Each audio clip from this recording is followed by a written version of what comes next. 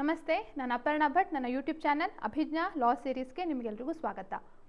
ಇವತ್ತಿನ ಈ ಒಂದು ವಿಡಿಯೋದ ಟಾಪಿಕ್ ಏನಂತ ಇದೆ, ಅದು ಬಹಳ ಇಂಟ್ರೆಸ್ಟಿಂಗ್ ಹಾಗೂ ಬಹಳ ಸೂಕ್ತವಾಗಿ ನಿಮಗೆ ಅಪ್ಲೈ ಆಗುವಂಥ ಒಂದು ಟಾಪಿಕ್ ಆಗಿರುತ್ತೆ. ಯಾಕೆಂತ ಅಂದರೆ ಸ್ವಲ್ಪ ದಿನಗಳ ಹಿಂದೆ ನಮಗೆ ಈ ಒಂದು ಚರ್ಚೆಯಲ್ಲಿ ಈ ಒಂದು ವಿಷಯ ಇತ್ತು. ಏನಂತ ಅಂದರೆ ಫ್ರೆಷರ್ಸ್ ಜುಡಿಷರಿ ಎಕ್ಸಾಮ್ಗೆ ಅಪ್ಲೈ ಮಾಡ್ಬೋದಾ ಅಥವಾ 3 ವರ್ಷದ ಎಕ್ಸ್ಪೀರಿಯನ್ಸ್ ಇರೋರು ಜುಡಿಷರಿಗೆ ಅಪ್ಲೈ ಮಾಡಬೇಕಾ?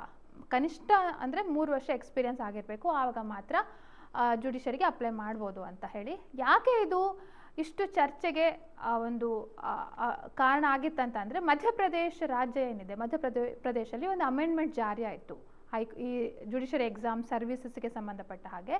ಅದರಲ್ಲಿ ಕನಿಷ್ಠವಾಗಿ ನೀವು ಮಿನಿಮಮ್ ಇಷ್ಟು 80% 70% ತೊಗೊಳ್ಬೇಕು ಅಥವಾ ಕನಿಷ್ಠ 3 ವರ್ಷ ಆದರೂ ಪ್ರಾಕ್ಟೀಸ್ ಮಾಡಬೇಕು ಹೇಳುವಂಥ ಒಂದು ರೂಲ್ಸ್ ತಂದರು.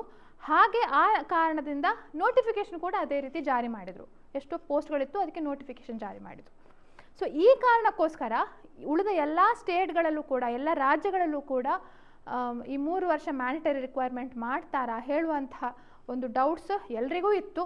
ಸೊ ಅದಕ್ಕೆ ಸಂಬಂಧಪಟ್ಟ ಹಾಗೆ ನಾನೊಂದು ವಿಡಿಯೋ ಆಲ್ರೆಡಿ ಮಾಡಿದ್ದೆ, ಹೇಗೆ ರೂಲ್ಸ್ಗಳನ್ನು ಜಾರಿ ಮಾಡಲಿಕ್ಕಾಗತ್ತೆ, ಹೇಗೆ ನೋಟಿಫಿಕೇಶನ್ ಬರಬೇಕು, ಯಾವಾಗ ಯಾವ ಪ್ರೊಸೆಸ್ ನಂತರ ಯಾವುದು ಅಂತ. ಸೊ ಆ ವಿಡಿಯೋನ ನೋಡಿದ್ರೆ ಆ ವಿಡಿಯೋ ಲಿಂಕನ್ನು ಅಲ್ಲಿ ಡಿಸ್ಕ್ರಿಪ್ಷನ್ ಕೊಟ್ಟಿದ್ದೇನೆ, ಅದನ್ನು ನೀವು ಚೆಕ್ ಮಾಡಿ ನೋಡ್ಬೋದು ಇನ್ನು ಫಾರ್ ಬೆಟರ್ ಕ್ಲಾರಿಟಿ. ಆದರೆ ಈಗ ಯಾಕೆ ಈ ಒಂದು ವಿಷಯ ತುಂಬ ಪ್ರಸ್ತುತವಾಗಿದೆ ಅಂತ ಹೇಳಿದ್ರೆ, ಇದು ಸುಮಾರು ಕಳೆದ 1 ವಾರದ ಹಿಂದೆ ಆಗಿರುವಂಥ ಒಂದು ಘಟನೆ. ಸುಪ್ರೀಂ ಕೋರ್ಟ್ನ ಒಂದು ರೂಲಿಂಗ್ ಬಂತು. ಫೈನಲ್ ಆರ್ಡರ್ ಅಂತ ಅಲ್ಲ, ಆದರೆ ಒಂದು ಪ್ರಾವಿಷನಲ್ ಆರ್ಡರ್ ಅಂತ ಹೇಳ್ಬೋದು. ಏನು ಅದರ ಹಿನ್ನೆಲೆ ಏನು ಅಂತ ಹೇಳಿ ನಾವು ಡೀಟೇಲ್ ಆಗಿ ನೋಡೋಣ. ಸೊ ನಮ್ಮ ವಿಷಯ ಏನಂತ ಅಂದರೆ, ಜುಡಿಷರಿ ಎಕ್ಸಾಮ್ಗೆ ಕಟ್ಟಲಿಕ್ಕೆ, ಜುಡಿಷರಿ ಎಕ್ಸಾಮ್ಗೆ ನೀವು ಅಪ್ಲೈ ಮಾಡಬೇಕಂತಂದರೆ ನೀವು ಜಸ್ಟ್ ಎನ್ರೋಲ್ ಆಗಿದ್ರೆ ಸಾಕಾ? ಅಡ್ವೊಕೇಟ್ ಆಗದೆ ಜಸ್ಟ್ ಅಡ್ವೊಕೇಟ್ ಆಗಿ ಎನ್ರೋಲ್ ಆಗಿದ್ರೆ ಸಾಕಾ? ಎಕ್ಸ್ಪೀರಿಯನ್ಸ್ ಕೌಂಟ್ ಆಗೋದಿಲ್ವಾ? ಅಥವಾ 3 ವರ್ಷ ಎಕ್ಸ್ಪೀರಿಯನ್ಸ್ ಬೇಕಾ ಹೇಳುವಂತಹ ಕನ್ಫ್ಯೂಷನನ್ನು ಸ್ವಲ್ಪ ಮಟ್ಟಿಗೆ ದೂರ ಮಾಡುವಂತಹ ಒಂದು ಜಡ್ಜ್ಮೆಂಟ್ ಬಂದಿದೆ. ಅದೇನಂತ ನೋಡೋಣ. ಅದು ಆ್ಯಕ್ಚುಲಿ ಬೇಸಿಕ್ ಆಗಿ ಮಧ್ಯಪ್ರದೇಶಗೆ ಸಂಬಂಧಪಟ್ಟದ್ದು. ಆದರೆ ಮಧ್ಯಪ್ರದೇಶ ಅಂತ ನಾವು ಬೇರೆ ಯಾವುದೋ ರಾಜ್ಯ ಅಂತ ತಿಳ್ಕೊಳ್ಳಿಕ್ಕೆ ಸಾಧ್ಯ ಇಲ್ಲ, ಯಾಕೆಂದರೆ ಅದೇ ಒಂದು ಪ್ರೆಸಿಡೆಂಟನ್ನು ಉಳಿದ ರಾಜ್ಯಗಳಲ್ಲೂ ಅಪ್ಲೈ ಮಾಡ್ಬೋದು ಕೆಲವೊಂದು ಸಲ. ಅದಕ್ಕೋಸ್ಕರ ಈ ವಿಷಯ ನಿಮಗೆ ಗೊತ್ತಿರುವಂಥದ್ದು ಬಹಳ ಮುಖ್ಯ ಆಗಿರುತ್ತೆ. ಯಾಕೆ ಅಂತಂದರೆ ನೋಡಿ, first of all Madhya Pradesh high court ಏನಿದೆ ಅದು ಇತ್ತೀಚೆಗೆ ನೋಟಿಫಿಕೇಶನ್ ಜಾರಿ ಮಾಡಿತು. ನೋಟಿಫಿಕೇಶನ್ ಅಂದರೆ ಯಾವ ನೋಟಿಫಿಕೇಶನ್ನು? ಜುಡಿಷರಿ ಎಕ್ಸಾಮ್ಸ್ಗೆ ಕಾಲ್ ಫಾರ್ ಮಾಡ್ತಾರಲ್ಲ ಆ ನೋಟಿಫಿಕೇಶನನ್ನು ಜಾರಿ ಮಾಡಿತ್ತು. ಅದರಲ್ಲಿ ಏನಾಗಿತ್ತಂದರೆ, ಫಸ್ಟ್ ಆಫ್ ಆಲ್ ನೋಟಿಫಿಕೇಶನ್ ಜಾರಿ ಮಾಡೋಕ್ಕಿಂತ ಮೊದಲು ಜುಡಿಷರಿ ಸರ್ವಿಸ್ ರೂಲ್ಸ್ಗೆ ಒಂದು ಅಮೆಂಡ್ಮೆಂಟನ್ನು ಮಾಡ್ತು. ಅಮೆಂಡ್ಮೆಂಟ್ ಮಾಡಿ ಮಿನಿಮಮ್ ಇಷ್ಟು ರಿಕ್ವೈರ್ಮೆಂಟ್ ಇರಬೇಕು ಅಂತ ಹೇಳಿ. ಸೊ ಮಿನಿಮಮ್ 3 ವರ್ಷ ಪ್ರಾಕ್ಟೀಸ್ ಇರಬೇಕು, ಮತ್ತು ಅದ್ರ ಜೊತೆಗೆ ಕೆಲವೊಂದು ಪ್ರಾಕ್ಟೀಸ್ ಮಾಡಿರುವಂಥ ಪ್ರೀವಿಯಸ್ 3 ಇಯರ್ಸ್ದು ಆರ್ಡರ್ ಶೀಟಿನ ಒಂದು ಇದು ರೆಫರೆನ್ಸ್ ಬೇಕು ಅಂತ ಹೇಳಿ ಕೊಡ್ತು. ಅಥವಾ CGP ಅಂತ ಹೇಳ್ತಾರೆ, ಕ್ಯುಮ್ಯುಲೇಟಿವ್ ಗ್ರೇಡ್ ಪಾಯಿಂಟ್ ಆವರೇಜ್ ಅಂತ, ಅದು ಕನಿಷ್ಠ 70% ಇರಬೇಕು. ನೀವು ಎಜುಕೇಷನ್ ಕರಿಕ್ಯುಲಮಲ್ಲಿ ಏನಿರುತ್ತೆ, ನಿಮ್ಮ ಎಕ್ಸಾಮ್ ಪರ್ಫಾರ್ಮೆನ್ಸ್ ಮಿನಿಮಮ್ 70% ಇರಬೇಕು, ಆವಾಗ ಫ್ರೆಷರ್ಸ್ ಅಪ್ಲೈ ಮಾಡ್ಬೋದು. ಆದರೆ ಅಷ್ಟು ಪರ್ಸೆಂಟ್ ಇಲ್ಲ ಅಂತ ಅಂದರೆ 3 ವರ್ಷ ಪ್ರಾಕ್ಟೀಸ್ ಬೇಕು ಅಂತ. ಸೊ ಮಿನಿಮಮ್ 70% ತೊಗೊಳ್ಳೋಂಥದ್ದು ಬಹಳ ಕಷ್ಟ. ಈಗ ನಾವು ಆ್ಯಕ್ಚುಲಿ ನೋಡೋದು 50-60 ಆವ್ರೇಜ್ ಇರುತ್ತೆ. ಎಲ್ಲರ ಲಾ ಸ್ಟೂಡೆಂಟ್ಸ್ಗಳು ಜನರಲ್ ಆವ್ರೇಜ್ ಮಾರ್ಕ್ಸ್ ತೊಗೊಂಡ್ರೆ 50% 60% ಯೂಶ್ವಲಿ ಇರುವಂಥದ್ದು. ಸೊ 70% ಮಿನಿಮಮ್ ತೊಗೊಳ್ಬೇಕು ಅಂತ ಅಂದರೆ ಅದು ಫಸ್ಟ್ ಅಟೆಂಪ್ಟಲ್ಲಿ ಇಟ್ ಈಸ್ ವೆರಿ ಡಿಫಿಕಲ್ಟ್. ಹಾಗಿದ್ರೆ ಯಾವುದೇ ಒಂದು ಫ್ರೆಷರ್ ಜುಡಿಷರಿ ಎಕ್ಸಾಮ್ಗೆ ಬರೆಯುವಂಥ ಚಾನ್ಸಸ್ ಬಹಳ ಕಮ್ಮಿ ಇತ್ತು, ಯಾಕೆಂದರೆ 3 ವರ್ಷ ಪ್ರಾಕ್ಟೀಸ್ ಮಾಡಬೇಕಾಗಿರುತ್ತೆ. ಸೊ ಈ ರಿಕ್ವೈರ್ಮೆಂಟ್ ಇಟ್ಕೊಂಡು ಅಮೆಂಡ್ಮೆಂಟ್ ಹೇಗೂ ಆಗಿತ್ತು ಮೇನ್ ರೂಲ್ಸಿಗೆ, ಆ ರೂಲ್ಸನ್ನು ಇಟ್ಕೊಂಡು ಪ್ರತಿ ವರ್ಷ ನೋಟಿಫಿಕೇಶನ್ ಕರೆಯುತ್ತಲ್ಲ, ಅದೇ ನೋಟಿಫಿಕೇಶನ್ ಕರೆದಿದೆ. ಸೊ ಈಗಲೂ ಅದು ಜಾರಿಯಲ್ಲಿದೆ, ಆ ನೋಟಿಫಿಕೇಶನ್ ಎಕ್ಸಾಮ್ ಆಗಿಲ್ಲ. ಸೊ ಅದ್ರದ್ದು ಟೈಮ್ ಲೈನ್ ಹೀಗಿದೆ. ರೂಲ್ಸು ಸುಮಾರು ಜೂನಲ್ಲಿ ಮಾಡಿದರು, ಅಮೆಂಡ್ಮೆಂಟ್ ಆಫ್ ರೂಲ್ಸ್ 23/6/2023. ಹಾಗೆ ನೋಟಿಫಿಕೇಷನ್ನು ನವಂಬರಲ್ಲಿ ಅಡ್ವರ್ಟೈಸ್ಮೆಂಟ್ ಕೊಟ್ಟರು. ಅಡ್ವರ್ಟೈಸ್ಮೆಂಟ್ ಅಂದರೆ ನೋಟಿಫಿಕೇಶನ್ ಇಂತಿಷ್ಟು ಕಾಲ್ ಫಾರ್ ಮಾಡಿದ್ದಾರೆ ಅಂತ ಹೇಳಿ. ಸೊ ಆ ಒಂದು ನೋಟಿಫಿಕೇಷನನ್ನು ಚಾಲೆಂಜ್ ಮಾಡಿದರು, ರೂಲ್ಸನ್ನು ಚಾಲೆಂಜ್ ಮಾಡಿದರು. ಸುಪ್ರೀಂ ಕೋರ್ಟಿಗೆ ಹೋಗಿ they challenge the rule. Supreme court ಅದು ಮಧ್ಯಪ್ರದೇಶದಲ್ಲಿ ಆ ರೂಲ್ ಚಾಲೆಂಜ್ ಆಗಿದೆ. ಸ್ಪೆಷಲ್ ಲೀವ್ ಪೆಟಿಷನ್ ಸುಪ್ರೀಂ ಕೋರ್ಟ್ಗೆ ಹೋಯಿತು. ಯಾಕಂದರೆ ಟೈಮ್ ಲಿಮಿಟ್ ಏನಿತ್ತಂದರೆ 18/12, ಈಗ ಆಲ್ರೆಡಿ ಡೇಟ್ ಆಗಿಬಿಟ್ಟಿದೆ. 18/12/2023 last date filing applications. So ಹಾಗೆ ಇದರಲ್ಲಿರುವಾಗ ಒಂದು ವೇಳೆ ರೂಲ್ಸ್ ಸರಿ ಇಲ್ಲ, ಅಮಾನ್ಯ ಅಂತ ಮಾಡಿದರೆ ಎಷ್ಟೋ ಫ್ರೆಷರ್ಸ್ಗೆ ಇದು ಅನ್ಯಾಯ ಆಗ್ಬೋದು ಅಲ್ವಾ? ಸೊ ಅದಕ್ಕೋಸ್ಕರ ಸುಪ್ರೀಂ ಕೋರ್ಟ್ ಒಂದು ಪ್ರಾವಿಷನಲ್ ಆರ್ಡರ್ ಮಾಡಿದೆ 15ಕ್ಕೆ, ಡಿಸೆಂಬರ್ 15ಕ್ಕೆ, ಕಳೆದ 1 ವಾರದ ಹಿಂದೆ. ಪ್ರಾವಿಷನಲಿ ಅಂದರೆ ಟೆಂಪರರಿಲಿ ಎಲ್ಲ ಫ್ರೆಷರ್ಸ್ ಕೂಡ, ಯಾವ ಫ್ರೆಷರ್ಸ್ ಕೂಡ they can apply as per 1994 ಅಂತ ಒಂದು ರೂಲ್ಸ್ ಇತ್ತು. 1994 ರೂಲ್ಸಲ್ಲಿ, ಮಧ್ಯಪ್ರದೇಶ್ 1994 ರೂಲ್ಸಲ್ಲಿ ಎಲ್ಲರೂ ಸಹ ಫ್ರೆಷರ್ಸ್ ಎಲ್ಲರೂ ಕೂಡ ಅಪ್ಲೈ ಮಾಡ್ಬೋದಿತ್ತು. ಆದರೆ ಅದೇ ರೂಲ್ಸಿಗೆ ಅಮೆಂಡ್ಮೆಂಟ್ ಮಾಡಿದ್ರು. ಸೊ 1994 ರೂಲ್ಸ್ ಪ್ರಕಾರ ಯಾರಿಗೆ ಎಲಿಜಿಬಲ್ ಇರುತ್ತೆ ಅಂತ ಅಂದರೆ, ಈಗ ನಾರ್ಮಲಿ ಕರ್ನಾಟಕದಲ್ಲಿ ಏನಿದೆ, ಫ್ರೆಷರ್ಸ್ ಅಪ್ಲೈ ಮಾಡ್ಬೋದಲ್ಲ, ಸಿಮಿಲರ್ ಟು ದ್ಯಾಟ್ ಅವರೆಲ್ಲರನ್ನೂ ಕೂಡ ಅಪ್ಲಿಕೇಶನ್ ಹಾಕಲಿಕ್ಕೆ ಬಿಡಿ. ಒಂದು ವೇಳೆ ಇದು subject to judgement, Madhya Pradesh high court ಏನು ಜಜ್ಮೆಂಟ್ ಕೊಡತ್ತಲ್ಲ, ರಿಸಲ್ಟು ಸಬ್ಜೆಕ್ಟ್ ಟು ಜಜ್ಮೆಂಟ್. ಆದರೆ ಅವರನ್ನು ಅವಕಾಶ ರಹಿತರಾಗಿ ಮಾಡಬಾರ್ದು, ಅವಕಾಶ ವಂಚಿತರನ್ನಾಗಿ ಮಾಡಬಾರ್ದು. ಯಾಕೆಂದರೆ ಕೋರ್ಟ್ನ ರಿಸಲ್ಟು ಪಾಸಿಟಿವ್ ಬರ್ಬೋದು, ನೆಗೆಟಿವ್ ಬರ್ಬೋದು, 50-50 ಇರ್ಬೋದು. ಸೊ ಹಾಗಂತ ಹೇಳಿ ಬರೆಯುವಂತಹ ಎಲ್ರಿಗೂ ಸಹ ಅವಕಾಶ ಮಾಡಿಕೊಟ್ಟಿದೆ. ಸೊ ಪ್ರಿಲಿಮಿನರಿ ಎಕ್ಸಾಮಿನೇಷನ್ನು ಸುಮಾರು ಮುಂದಿನ ತಿಂಗಳು 14ಕ್ಕೆ ಇದೆ.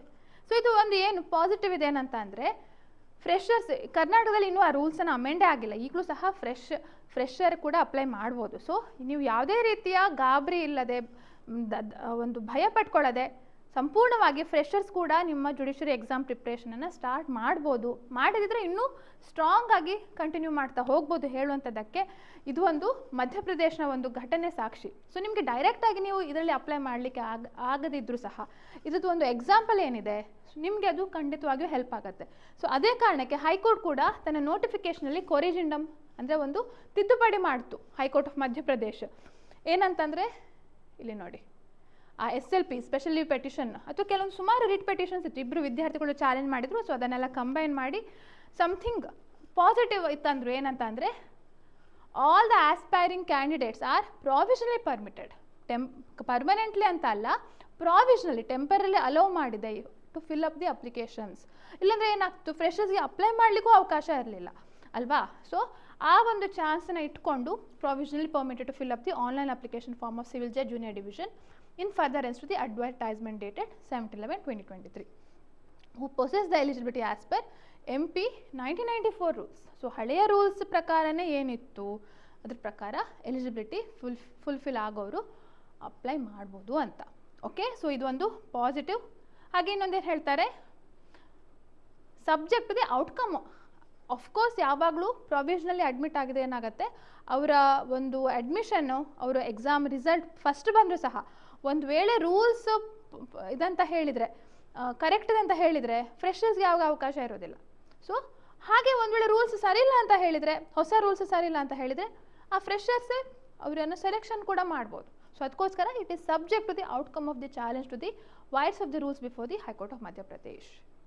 ಸೊ ಇದೊಂದು ಸಣ್ಣ ಘಟನೆ, ಒಂದು ಹೇಗೆ ಜುಡಿಷರಿ ಎಕ್ಸಾಮ್ಗೆ ಸರಿಯಾಗಿ ಒಂದು ಕಷ್ಟಪಟ್ಟು ಓದುವವರಿಗೆ ಯಾವತ್ತೂ ಅವರಿಗೆ ಅವಕಾಶ ತಪ್ಪಬಾರ್ದು ಹೇಳುವಂಥ ಕಾರಣಕ್ಕೆ ಕಾನೂನು ಎಷ್ಟು ರೀತಿಯ ಒಂದು ಕ್ರಮ ಕೈಗೊಳ್ಳುತ್ತೆ, ಎಷ್ಟು ರೀತಿಯ ಪಾಸಿಟಿವ್ ಔಟ್ಕಮ್ಸ್ಗಳು ಬರ್ಬೋದು ಹೇಳುವಂಥದ್ದಕ್ಕೆ. ಸೊ ಇದೆಲ್ಲ ಮಧ್ಯಪ್ರದೇಶನ ಎಷ್ಟೋ ಜನ ವಿದ್ಯಾರ್ಥಿಗಳಿಗೆ ಒಂದು ಹೊಂಗೆರಡ ಅಂತ ಹೇಳ್ಬೋದು. ಯಾಕೆಂದರೆ ಕಷ್ಟಪಟ್ಟು ಓದಿರ್ತಾರೆ, ಸಡನ್ನಾಗಿ ನೋಟಿಫಿಕೇಶನ್ ಬಂದ್ಕೊಳ್ಳೆ ಇನ್ನೂ 3 ವರ್ಷ ಕಾಯಬೇಕಲ್ಲ, ತಮ್ಮ ಜಾಬ್ ಏನಾಗ್ಬೋದು ಹೇಳುವಂಥದ್ದು ಬಹಳ ಒಂದು ಧೈರ್ಯ ಗುಂದುತ್ತಾರೆ. ಅದಕ್ಕೋಸ್ಕರ ಸುಪ್ರೀಂ ಕೋರ್ಟ್ನ ಈ ಒಂದು ಡಿಸಿಷನ್ ಏನಿದೆ ಎಷ್ಟೋ ಜನರಿಗೆ ಒಂದು ಆಶಾಕಿರಣವನ್ನು ನೀಡಿದೆ. ಒಂದು ವೇಳೆ ಆ ರೂಲ್ಸನ್ನು ಅಮಾನ್ಯ ಮಾಡಿದರೆ ಯಾರು ಪ್ರಾವಿಷನಲಿ ಎಕ್ಸಾಮ್ ಬರೆದಿದ್ರು ಅವರನ್ನು ಪ್ರಾಪರ್ ಅಡ್ಮಿಷನ್ ಅಂತಲೇ ತೊಗೊಂಡು ಅವರ ರಿಸಲ್ಟನ್ನು ಕೂಡ ಕನ್ಸಿಡರ್ ಮಾಡುವಂಥ ಸಾಧ್ಯತೆ ಎಲ್ಲ ಸಾಧ್ಯತೆಯೂ ಇರುತ್ತೆ. ಓಕೆ, ಸೊ ಅದಕ್ಕೋಸ್ಕರ ಕರ್ನಾಟಕ ಜುಡಿಷರಿ ಆಸ್ಪಿರೆಂಟ್ಸ್ಗೂ ಇದು ಒಂದು ಎಕ್ಸಾಂಪಲು. ನೀವು ಕೂಡ ನಿಮ್ಮ ಪ್ರಯತ್ನ ಬಿಡಬೇಡಿ, ಎಷ್ಟು ಪ್ರಯತ್ನ ಪಡ್ತೀರಿ, ಎಷ್ಟು ಪಾಸಿಟಿವ್ ಆಗಿ ಓದ್ತಾ ಹೋಗ್ತೀರಿ, ಅದ್ರ ಪ್ರಕಾರ ನಿಮ್ಮ ಒಂದು ಭವಿಷ್ಯ ರೂಪಿತವಾಗ್ತಾ ಹೋಗುತ್ತೆ. ಸೊ ನೀವು ಒಂದು ಹೆಜ್ಜೆ ಇಟ್ಟರೆ ಯೂನಿವರ್ಸು ಎಷ್ಟೋ ಒಂದು ಕಾಣದ ಕೈಗಳು ಅಂತ ಹೇಳ್ತೇವಲ್ಲ, ಅದು ಕಾಣದ ಕೈಗಳ ಶಕ್ತಿ ಕೆಟ್ಟದಕ್ಕೆ ಅಂತ ಅಷ್ಟೇ ಅಲ್ಲ, ಕಾಣದ ಕೈಗಳ ಶಕ್ತಿ ಒಳ್ಳೆಯದಕ್ಕೂ ಕೂಡ ಬಳಕೆ ಆಗ್ಬೋದು, ಒಳ್ಳೆಯದಕ್ಕೂ ಕೂಡ ನಿಮಗೆ ಒಂದು ಹಾರೈಸ್ಬೋದು ನಿಮ್ಮ ಪ್ರಯತ್ನ ಒಂದು ಸರಿಯಾಗಿದೆ ಅಂತ ಆದರೆ. ಸೊ ಇದಷ್ಟು ಈ ಒಂದು ವಿಡಿಯೋದ ಮಾಹಿತಿಯಲ್ಲಿ ನಾನು ನಿಮಗೆ ತಿಳಿಸ್ಕೊಟ್ಟೆ. ಹಾಗೆ ಟಾರ್ಗೆಟ್ ಜುಡಿಷರಿ 2024 ಹೇಳುವಂಥ ಒಂದು ವಾಟ್ಸಪ್ ಗ್ರೂಪನ್ನು ನಾನು ಆಲ್ರೆಡಿ ಒಂದು ಲಿಂಕನ್ನು ನಾನು ಡಿಸ್ಕ್ರಿಪ್ಷನಲ್ಲಿ ಕೊಟ್ಟಿದ್ದೇನೆ, ಅದಕ್ಕೆ ನೀವು ಜಾಯಿನ್ ಆಗ್ಬೋದು. ಈಗ ಸದ್ಯದಲ್ಲಿ ನಾವು ಏನು ಮಾಡಿದ್ದೇವೆ ಅಂದರೆ 5 AM ಚಾಲೆಂಜ್ ಅಂತ ಸುಮಾರು 14 ದಿನ ಕಂಪ್ಲೀಟ್ ಆಗಿದೆ. ಸೊ ಪ್ರತಿದಿನ ಬೆಳಗ್ಗೆ 5 ಗಂಟೆಗೆ ಹೇಳುವಂಥ ಒಂದು ಚಾಲೆಂಜ್ ಅಷ್ಟೇ, ಸಿಂಪಲ್ ಚಾಲೆಂಜ್. 5 ಗಂಟೆಗೆ ಎದ್ದು whatever your favourite task, ಓದುವಂಥದ್ದು ಅಥವಾ ಯೋಗ ಅಥವಾ something whatever your favourite task ಇರುತ್ತೆ ಅದನ್ನು ಮಾಡುವಂಥ ಒಂದು ಕೆಲಸ ಅಷ್ಟೇ. ಸೊ ಅದು ಪ್ರತಿ ಕಂಟಿನ್ಯೂಸ್ ಆಗಿ 21 ದಿನಗಳ ತನಕ ಮಾಡಿದರೆ ಆವಾಗ ಖಂಡಿತವಾಗಿಯೂ ನಾವು ಏನು ಪ್ರಯತ್ನ ಪಡ್ತೇವೆ ಅದರಲ್ಲಿ ಖಂಡಿತವಾಗಿಯೂ ಯಶಸ್ಸು ಸಿಕ್ಕೇ ಸಿಗತ್ತೆ. ಆ ಡಿಟರ್ಮಿನೇಷನು, ಆ ಡೆಡಿಕೇಶನ್ ಇದೆ ಅಂತಾದರೆ ಖಂಡಿತವಾಗಿಯೂ ಸಿಗತ್ತೆ. ಹಾಗೆ ಆ ಗ್ರೂಪಲ್ಲಿ ಕೆಲವೊಂದು ಪೋಲ್ಸ್ಗಳನ್ನು ಕಂಡಕ್ಟ್ ಮಾಡ್ತಿದ್ದೇನೆ. ಯಾಕೆಂತ ಅಂದರೆ ಹೇಗೆ ಎಲ್ಲರೂ ರಿಯಾಕ್ಟ್ ಮಾಡ್ತಾರೆ, ಕೆಲವೊಂದು ಸ್ಟ್ರೆಸ್ಫುಲ್ ಸಿಚುಯೇಷನಲ್ಲಿ ನಿಮ್ಮ ಒಂದು ಪ್ರತಿಕ್ರಿಯೆ ಹೇಗಿರ್ಬೋದು, ಅಥವಾ ಕೆಲವೊಂದು ಜೀವನದಲ್ಲಿ ಕಷ್ಟ ಬಂದಾಗ ಯಾವ ರೀತಿ ನೀವು ಬಿಹೇವ್ ಮಾಡ್ತೀರಿ ಹೇಳುವಂಥ ಒಂದು ಆ ಪೋಲ್ಸ್ಗಳ ಮುಖಾಂತರ ಅವಾಗ ಏನಾಗುತ್ತೆ, ಇಂಟರ್ವ್ಯೂದಲ್ಲಿ ಕೇಳುವಂಥ ಕ್ವಶನ್ಸ್ಗಳು ಇದೇ ಕ್ವಶನ್ಸ್ಗಳು ಇಂಟರ್ವ್ಯೂ ಕೇಳ್ತಾರೆ ಅಂತಲ್ಲ, ಬಟ್ ನಿಯರ್ ಟು ದ್ಯಾಟ್ ಕೆಲವೊಂದು ಜಾಬ್ ಇಂಟರ್ವ್ಯೂಸ್ಗಳಿರ್ಬೋದು ಅಥವಾ ನಿಮ್ಮ ಜುಡಿಷರಿ ಎಕ್ಸಾಮ್ ಇಂಟರ್ವ್ಯೂಗಳಿರ್ಬೋದು. ಸೊ ಪ್ರತಿದಿನ ಹೀಗೆ ಒಂದೊಂದು ರೀತಿಯ ಕ್ವಶನ್ಗಳನ್ನು ಕೂಡ ಆ ಗ್ರೂಪಲ್ಲಿ ಆ್ಯಡ್ ಮಾಡ್ತಾ ಇರ್ತವೆ. ಹಾಗೆ ಹೊಸ ಏನಾದರೂ ಅಪ್ಡೇಟ್ಸ್ಗಳಿದ್ದರೆ ಅಥವಾ ಕೋರ್ಸಸ್ಗಳ ಬಗ್ಗೆ ಅಪ್ಡೇಟ್ಸ್ಗಳಿದ್ದರೆ ಅದನ್ನು ಕೂಡ ಆ ಗ್ರೂಪಲ್ಲಿ ಆ್ಯಡ್ ಮಾಡ್ತಾ ಇರ್ತೇವೆ. ಸೊ ಹಾಗಿದ್ರೆ ಇಂಟ್ರೆಸ್ಟ್ ಇದ್ದರೆ ಖಂಡಿತವಾಗಿಯೂ ನೀವು ಆ ಗ್ರೂಪನ್ನು ಜಾಯಿನ್ ಆಗ್ಬೋದು. ಅದರ ಲಿಂಕನ್ನು ಡಿಸ್ಕ್ರಿಪ್ಷನಲ್ಲಿ ಕೊಟ್ಟಿದ್ದೇನೆ ಅಂತ ಹೇಳ್ತಾ, ಅಭಿಜ್ಞಾ ಲಾ ಸೀರೀಸ್ ಆ್ಯಪ್ ಅಂತ ಇದೆ, ಅದು ಇನ್ನೂ ನೀವು ಡೌನ್ಲೋಡ್ ಮಾಡ್ಕೊಳ್ಬೋದು. ಹಲವಾರು ಫ್ರೀ ಟೆಸ್ಟ್ ಸೀರೀಸ್ ಇದೆ, ಹಲವಾರು ಫ್ರೀ ಸ್ಟಡಿ ಮೆಟೀರಿಯಲ್ಗಳು ಕೂಡ ನೀವು ಕಾಣ್ತೇವೆ, ಅಥವಾ ಹಲವಾರು ಪೇಯ್ಡ್ ಕೋರ್ಸಸ್ಗಳು ಕೂಡ ಇವೆ. So anything you can choose, but see to it that ನೀವು ಆ ಜುಡಿಷರಿ ಅಥವಾ ನಿಮ್ಮ ಗೋಲ್ನಿಂದ ತುಂಬ ದೂರ ಸರಿಯದಿರಿ. ಆದಷ್ಟು ಅದರ ಹತ್ರಕ್ಕೆ ಹೋಗಲಿಕ್ಕೆ ಏನೇನು ಸಾಧ್ಯವೋ, ಪುಸ್ತಕ ಓದ್ತೀರಾ, ನ್ಯೂಸ್ ಪೇಪರ್ ಓದ್ತೀರಾ, ಜಡ್ಜ್ಮೆಂಟ್ ಓದ್ತೀರಾ, ಪ್ರಾಕ್ಟೀಸ್ ಮಾಡ್ತೀರಾ, what ever is the possible way ನಿಮ್ಮ ಗೋಲನ್ನು ರೀಚ್ ಆಗಲಿಕ್ಕೆ ಯಾವುದೇ ಒಂದು ದಾರಿ ಇದೆ, ಅದನ್ನು ಕೈಗೊಳ್ಳಿ, ಆ ಕ್ರಮವನ್ನು ಕೈಗೊಳ್ಳಿ ಅಂತ ಹೇಳ್ತಾ ಈ ವಿಡಿಯೋನ ಮುಗಿಸ್ತಾ ಇದ್ದೇನೆ.